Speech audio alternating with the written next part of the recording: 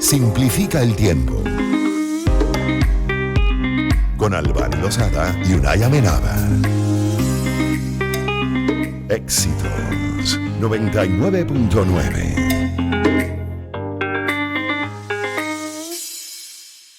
Bueno, La fábrica de cretinos digitales es el título del último libro del neurocientífico Michel Desmourguet de Francia, es francés, Sí, director, de Lyon, correcto, de Lyon, director de investigación en el Instituto Nacional de la Salud de Francia, en el que defiende que las nuevas generaciones son las primeras con un coeficiente intelectual menor que el de sus padres, en parte debido al uso excesivo de la tecnología y las pantallas.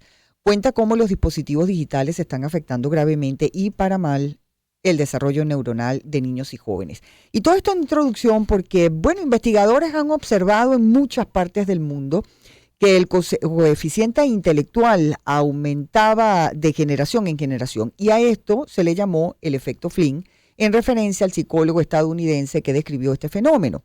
Pero recientemente esta tendencia comenzó a invertirse en varios países. Es verdad que el coeficiente intelectual se ve fuertemente afectado por factores como el sistema de salud, el sistema escolar, la nutrición, entre muchos otros. En esos países los nativos digitales son los primeros niños que tienen un coeficiente intelectual bajo. Es una tendencia que se ha documentado en Noruega, Dinamarca, Finlandia, Países Bajos, Francia y pare usted de contar. Y es precisamente el tema que vamos a tratar el día de hoy. ¿Por qué disminuye el coeficiente intelectual de las nuevas generaciones? Lo hacemos de la mano de nuestra invitada hasta ahora vía telefónica, la profesora Gema Utrera, docente, directora de apoyo educativo de la Universidad Católica Andrés Bello. Bienvenida, profesora. Le saludamos, Unay Amenábar, y quien le habla, Albany Lozada. Bienvenida, profesora. Hola, buenos días, ¿cómo están? ¿Cómo está? Muy bien. Bueno, tal vez sería interesante saber, bueno, ¿qué es el coeficiente intelectual? ¿Qué se define como el coeficiente intelectual? ¿Y qué factores lo miden para poder entrar entonces en materia y poder conocer un poquito más acerca de esa parte de nuestro conocimiento? Ok, para empezar soy profesora, no soy psicóloga. Okay. Vamos a estar claros en ese concepto que todos tenemos el coeficiente intelectual, pues pueden los psicólogos saltar y eso no es. Ok. Entonces no podemos ir más o menos como lo miden los psicólogos, que es lo que podemos decir a ciencia cierta, y esto lo hacen a través de instrumentos, de test psicológicos y todo lo demás, que sí se está aplicando en la universidad. Se está haciendo un estudio en este momento de una tesis doctoral interesante de la Escuela de Psicología, porque lo que ustedes están diciendo es lo que nosotros estamos percibiendo en la universidad. Ok, pero a ver, en líneas gruesas... En líneas gruesas, profesora, eso tiene que ver con la capacidad de resolver problemas, de memorizar datos. O sea, ¿con qué tiene que ver el coeficiente intelectual? Con la capacidad de adaptarse a distintas situaciones. No sé, ¿a qué se aproxima lo que se llama coeficiente intelectual?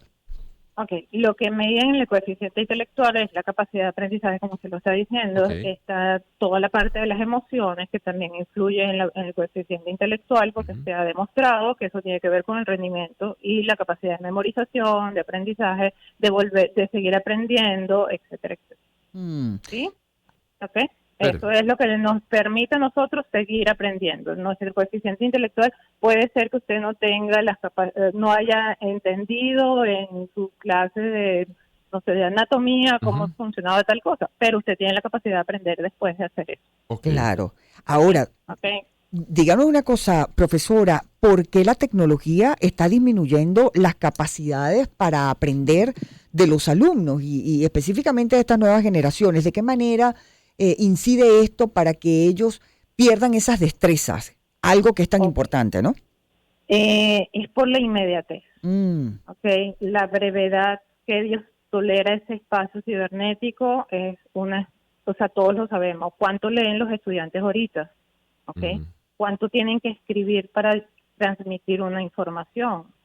Más usan las imágenes que otro tipo de conocimientos. Usted pone a leer ahorita a un estudiante un texto muy largo y se aburre o no sabe leerlo porque no tiene ese entrenamiento. ¿Por qué? Porque todas estas redes sociales lo que hacen es ver imágenes o textos muy cortos o cuántos ítems estaban antes cuando teníamos el Twitter, por ejemplo. Eso eran no sé cuántos caracteres. Claro. A eso se ha reducido. La caligrafía se perdió. porque ahora tenemos todo esto digital y no tenemos ni siquiera que corregir los errores ortográficos, la redacción. Y eso que hace que tengamos un conocimiento muy superficial de todo. De alguna manera se nos pone flojo el cerebro, o sea, está todo ahí a la mano y no hace falta. Ayer justamente, profesor y Albani y amigos oyentes, comentaban con unos amigos que ahí me dicen, ¿cuántos números de teléfono usted sabes? Y yo creo que no paso de 3, o sea... No. Cosa que no ocurría antes. El mío, me sé el de mi esposa, los de mis hijos no me lo sé. Ahora imagínate en una emergencia, claro, que te pidan inmediatamente, mira el teléfono de ahí. Porque entonces, no me lo sé. O sea, cosas como esa, o un número de cédula de identidad, o a duras penas las claves de algunas tarjetas y también cuesta a veces. No, y antes uno se aprendía el número completo, por ejemplo, una cuenta de ahorro, una cuenta corriente, lo que sea. Ese tipo de cosas. ¿Cuál se aprenden ustedes? Los de las tarjetas que tienen que utilizar mucho. Sí. Claro. Por ejemplo. Pero ese entrenamiento ya lo hemos perdido porque esto es inmediato. ¿Qué otra consecuencia tiene esto? Que hay segmentación del aprendizaje.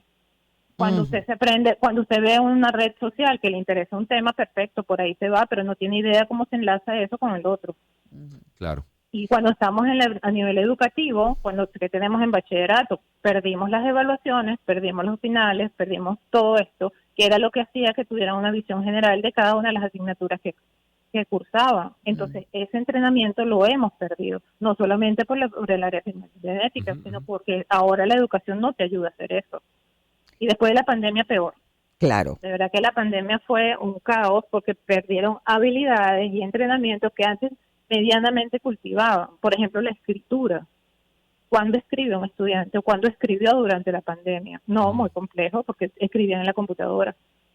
Claro. Entonces, hemos perdido con el uso de las redes y la pandemia todo el entrenamiento que teníamos antes, lo que nos permitían tener una información más global. Ahora la tenemos fragmentada y de lo que nos interesa.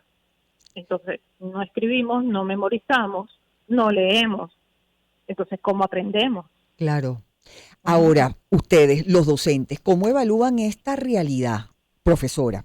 Porque tal y como está el mundo, todo apunta a que todo va a seguir siendo tecnológico. Estas generaciones siempre dicen que a uno lo van como preparando para la época que le va a tocar vivir. Y lo que se está viviendo es tecnología pura y cada vez más avanzada. ¿Qué tan peligroso es esto? Pero yo le voy a dejar que la profesora nos conteste eso luego de la pausa. Son ya las 11:45 minutos de la mañana y dejamos ese interrogante para dentro de unos minuticos, profesora, ¿le parece? Okay. Hacemos así. Escuchamos buena música, vamos con Fito Páez y Dar es Dar, y al regreso seguimos conversando con la profesora Gema Utrera a propósito de esta disminución del coeficiente intelectual de las nuevas generaciones. Y como decíamos en la introducción, bueno, se ha demostrado, y no estamos hablando solamente de Venezuela, eso es un proceso mundial que se está viviendo, donde las nuevas generaciones tienen un coeficiente intelectual menor que el de sus padres. Ya venimos. Una oportunidad para empezar. 2023. Circuito Éxitos. Caracas, Maracay, Puerto La Cruz, Puerto Ordaz, Barquisimeto, El Vigía, Mérida, Táchira, Margarita, Maracaibo, Maturín. Circuito Éxitos. Encontremos más motivos para compartir. Sonidos. En primera fila.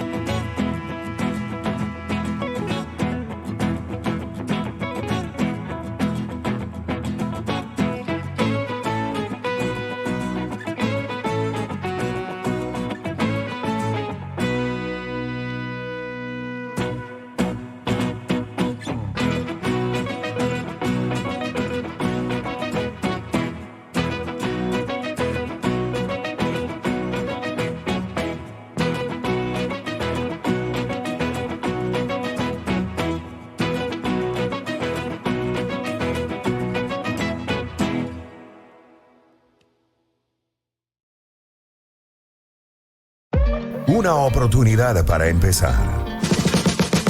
2. Bueno, JJ Import Corp siempre está ofreciendo magníficas promociones todos los meses.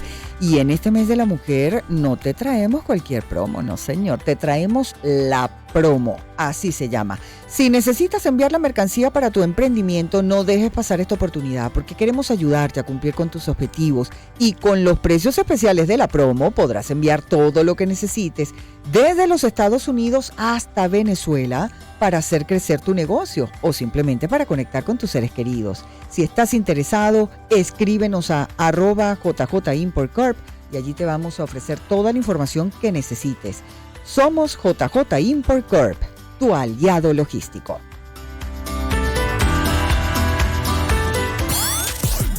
Hay cosas que no tienen explicación, como esta Coca-Cola sin azúcar. Es realmente increíble. Yo no sé cómo describirla. Yo tampoco. Bueno, ustedes que nos están escuchando tienen que probar la nueva Coca-Cola sin azúcar y ya verán que es demasiado buena para describirla con palabras. Sí, realmente no hay manera de hacerlo. Búscala y descubre tú mismo porque su sabor es indescriptible. Nueva Coca-Cola sin azúcar. Te quedarás como nosotros, sin palabras. Sin duda alguna que la cuenta Divisas Plus de Banplus es lo máximo. Con Pago Plus hago mis pagos móviles rapidito, en bolívares con cargo a mi cuenta en divisas. Me alivia que no tengo que cargar efectivo encima y movilizo mis divisas tranquilamente. Todos los beneficios de esta cuenta tú también los puedes tener consultando en las redes de Banplus, @Banplus Online. Divisas Plus de Banplus, siempre a la mano.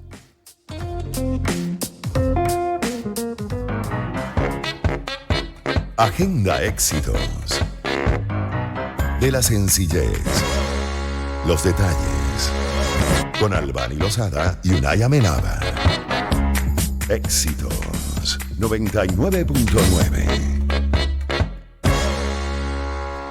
Son las 11:50 del mediodía. Estamos conversando con la profesora Gema Utrera. Ella es docente, directora de apoyo educativo de la Universidad Católica Andrés Bello, a propósito de estos estudios que están dando cuenta de que se está disminuyendo el coeficiente intelectual de las nuevas generaciones, sobre todo en comparación con sus padres, con las generaciones anteriores. Albany dejaba pendiente un tema y tenía que ver con, bueno, cómo están lidiando los docentes con esta realidad que ya nos decía la profesora Utrera, que sobre todo a raíz de la pandemia había aún empeorado y donde hay una serie de disposiciones legales de nuestro sistema educativo donde ya no existen los exámenes trimestrales, no existen los exámenes finales, todo es muy fragmentado, todo es muy, muy por pedacitos, entonces no sabemos hasta qué punto también eso está afectando a las capacidades evaluativas que tienen los profesores. ¿Qué tan peligroso es esto, profesora? Porque con el avance de la tecnología cada vez más acelerado, lo único que vemos para el futuro, es decir, el mundo del futuro, está guiado por la tecnología. Aquí estábamos hablando en la pausa que nos vamos a quedar sin trabajo todo, porque las computadoras, ¿cómo se llama? La inteligencia artificial, todo eso se va a adueñar del planeta Tierra. Sí. Ahora, te veo muy catastrofista, Albany. Bueno, ya verás. No, exacto. No, nosotros le tenemos terror ahorita. Claro. Porque, oye, que tenemos que desarrollar para ver qué vamos a hacer con la inteligencia artificial. Pues, claro. GPT, uno se pone allí y busca cualquier cosa. ¿Qué tenemos que lograr y qué tenemos nosotros que brindarle al estudiante? Es que sea un estudiante crítico, ¿ok? Con la capacidad de discernir qué está bien y qué está mal, porque a mí lo que me dispare la computadora no necesariamente está bien, ¿ok? O que es sesgado hasta esa información. Por lo tanto, lo que tenemos que cultivar en nuestros estudiantes son experiencias de aprendizaje que sean profundas realmente. O sea, que sea un estudiante crítico, que sea creativo, que tenga capacidad de análisis, que sea capaz de aprender a aprender. Eso es lo que tenemos que lograr, que sea capaz de trabajar con el otro. Porque también lo que pasó en la pandemia es que el estudiante dejó de tener esas relaciones sociales que es necesaria. Entonces ya yo no sé trabajar con el otro porque me siento frente a la computadora y todo eso, ¿verdad? Así es. Pero también tenemos que el estudiante no sabe seguir instrucciones. Entonces, ¿cómo voy a seguir haciendo algo a través de la computadora si ni siquiera sé lo que me está pidiendo que haga? Sí. Eso lo hemos perdido. Pero ¿qué tenemos que lograr? Si nosotros queremos un estudiante crítico, tenemos que darle la oportunidad que él sea capaz de ver toda la información que me está mandando o toda la información que yo estoy buscando y seleccionar de forma adecuada todo lo que yo quiero realmente o lo que está bien. Claro, porque para poder tener a un estudiante o un joven crítico, ese estudiante tiene que tener información, tiene que tener base para poder comparar argumentos, para poder ver distintas visiones y entonces ahí formarse un criterio o poder argumentar. ¿Y eso, digamos, de alguna manera es recuperable, profesora? Es a lo que tenemos que apuntar. Ok. Porque si nos ponemos a ver también todas las redes sociales que trabajan en base a estadísticas, o sea, uno se mete y busca una información y enseguida empieza a generarle una cantidad de cosas. Entonces, que estamos trabajando con metadatos. O sea, ¿qué vamos a hacer? Tiene usted que analizar la parte matemática. Tengo que leer con forma crítica lo que me están diciendo porque tal vez no es el sesgo que yo quiero. Entonces, si nos vamos a los conocimientos básicos, los estudiantes tienen que aprender a leer y tienen que aprender matemáticas. Mínimo básico. Porque además si no nos convierte en seres sumamente dependientes de la tecnología, señor. ¿no? O sea, señor. El día que se nos va la luz, el día que nos quedamos sin el teléfono inteligente a la mano, el día que se nos daña la computadora, no somos capaces de a lo mejor hacer una operación medianamente compleja como puede ser una división.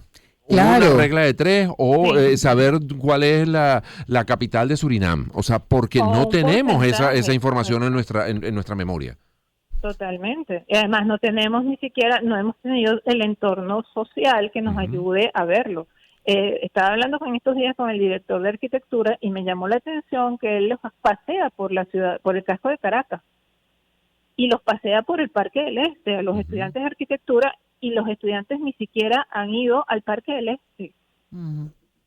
Cuando eso era un paseo natural, entonces el entorno ni siquiera me está ayudando para hacerme una ubicación, para ver, oye, qué pasa en mi estado, en mi cultura, qué pasa conmigo, mi historia.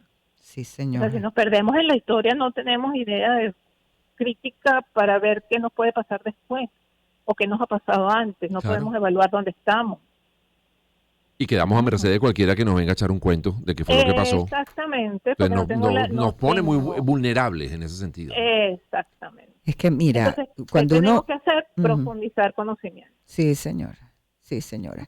Es importantísimo. Es que da hasta miedo porque uno se pregunta, profesora, ¿cómo influye esto en la toma de decisiones de una persona, en la construcción de relaciones, en la participación, en el desarrollo general de un país, como ciudadanos, en la capacidad de pensar en soluciones para los diversos problemas que siempre van a seguir allí? O sea, ¿quiénes van a pensar por las nuevas generaciones? Sí, ¿qué médico nos va a tratar? Por ejemplo. Claro. Sí, porque ahora la robótica también. Exacto. Que claro, que eso tiene que manejarlo un médico, ¿no? Especialista, tiene que estudiar para eso. Claro. Ajá. Pero esos médicos van a envejecer y tiene que haber un sustituto. Claro. ¿No? Tiene que venir alguien detrás de que sustituya a esa Y para persona, eso se necesitan también conocimientos generales. Claro, absolutamente. Ahora, por ejemplo, cosas como ejercitar la memoria. Yo recuerdo, a lo mejor era en una técnica de enseñanza, a lo mejor no la más apropiada, pero yo he llevado donde mi papá y le preguntaba, papá, ¿qué significa eso? Trae el diccionario, búscalo. Sí, ¿Dónde queda no sé qué cosa? Tráete el atlas, vamos a ver cómo se llama ese sitio, en qué continente está, no sé qué, cuál es el río que le pasa cerca. O sea, a lo mejor no es lo más adecuado, porque mi papá no era docente, ni mucho menos. Papá estudió hasta sexto grado, le agarró la guerra mundial. Pero se tenía cultura general. Pero tenía, o sea, él posiblemente él repetía lo que a él le habían enseñado, entonces, bueno, la manera de aprender. Yo recuerdo amigos míos que le decían, bueno, todos los días tienes que aprender una palabra, 2 palabras nuevas. Ese tipo de cosas ya no se hace, o en el área de matemáticas es mucho menos, ¿no? O sea, ahora, Sí, perdón. Hay una cosa, vamos puntual a lo que me está diciendo. La pregunta que se hacía el estudiante antes era lo valioso. Porque yo en este momento yo me puedo meter en internet y buscar cualquier cantidad de información y puede ser válida o no. Sí. Pero también el hecho de hacerse la pregunta, ¿qué será esto? Claro. ¿Cuál es la capital? ¿Dónde está Nepal? Dígame qué pasó realmente en Ucrania. Ese tipo de cosas, eso es lo que hay que despertar en el estudiante. Porque si no, ni siquiera te va a buscar la información en ninguna parte, porque ahora sí hay, o sea, indiscutiblemente uno se mete en el computador y busca cualquier cosa, ¿no? Sí. Pero hay que buscar también, saber dónde vas a buscar. Claro.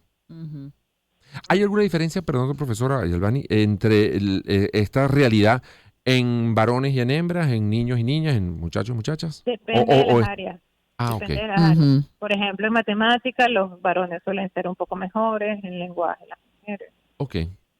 Sí hay diferencias, pero son muy pocas, de verdad que muy pocas. ¿Y hay Eso alguna se debe explicación también por para la eso? parte vocacional. ¿Hay alguna explicación para eso, profesora? ¿A qué obedece? Ajá.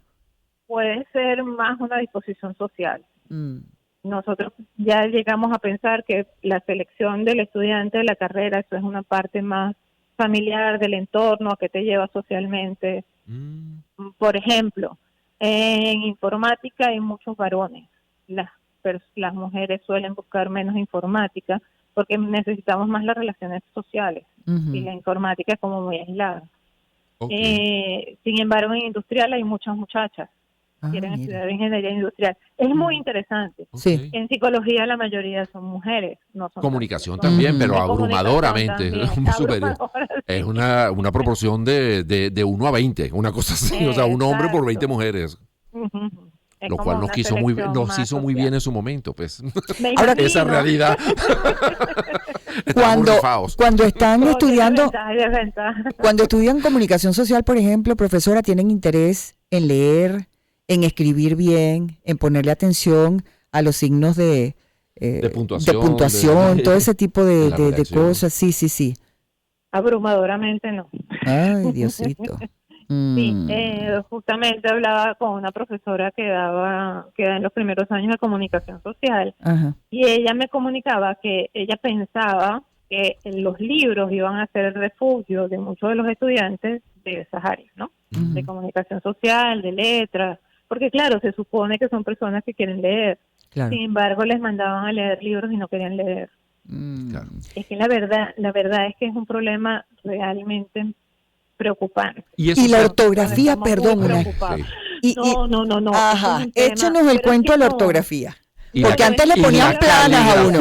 La ortografía y la caligrafía. Pero no hay problema si van a ser médicos. Pero antes de llegar pero la ortografía sí, profesora. Y recordamos todas las planas que le ponían a uno. Oye, sí, señor. ¿Cómo se escriben las planas? Ajá. Ya no escriben. Nada. Escribir a mano se perdió, o se ha ido perdiendo mucho. Es la caligrafía. Si tuvieran mejor caligrafía, tal vez podemos hablar de la ortografía y la redacción. Pero es que tenemos problemas de escritura. Sí. Estudiantes que se les cansa las manos porque es tan tensa la forma de agarrar el lápiz que de verdad no pueden porque se cansan, se agotan. Pero hay otros problemas. El problema en los pulgares. Claro. Escribiendo médicos preocupándose porque hay lesiones en los dedos, o en los pulgares sobre todo. Y ya cuando llegan a la universidad ya, digamos, está perdido ese caso. Hay que atajarlo mucho antes, hay que atajarlo en primaria, por ejemplo, o ya en la universidad se puede hacer algo con esos estudiantes. Allí es donde el coeficiente intelectual ayuda. Okay. Los estudiantes que tienen un mayor coeficiente intelectual son capaces de superar las cosas más fácilmente. Porque pueden manejar la frustración, los problemas emocionales y todo esto que conlleva a que me estoy retrasando. Claro. Esta inmediatez los hace llevar a que, bueno, yo estudio 2 horas y yo paso el examen. Cosa que es verdad en bachillerato. Cuando llegas a la universidad ves que no puedes. Claro. Ya que con 2 horas no es suficiente. Sí. Entonces, ¿qué hago con la frustración? Entonces, eso es parte de lo que queremos trabajar. Estamos trabajando cuando nos encontramos esta nueva realidad que sabíamos que venía, que nos tratamos intentamos prepararnos, se los confieso, pero como que nos hemos quedado cortos. Entonces, mira, hemos estado evaluando qué vamos a hacer de ahora en adelante, porque lo que consideramos que era implícito, que el estudiante ya sabía, no lo sabe. ¿Okay? Nos quedan apenas segundos, profesora, pero alimentación, ambiente social, etcétera, ¿eso tiene un peso? Entorno familiar, ¿eso tiene un peso? Claro, por supuesto. El entorno familiar, porque te ayuda, eso te lleva a que tú seas mejor o no tengas más hábitos, digamos. Claro. Las familias que son más estructuradas ayudan más a sus hijos. Bueno, qué interesante. Qué interesante, para un especial, sí, señor. La vamos a volver a llamar, profesora, para seguir hablando de este tema y bueno, ver si desde aquí uno también puede ayudar en algo, ¿no? Puede colaborar en algo a través de los medios. Por lo menos encender las alarmas. Exactamente. Sí. Gracias, profesora. Gracias, profesora.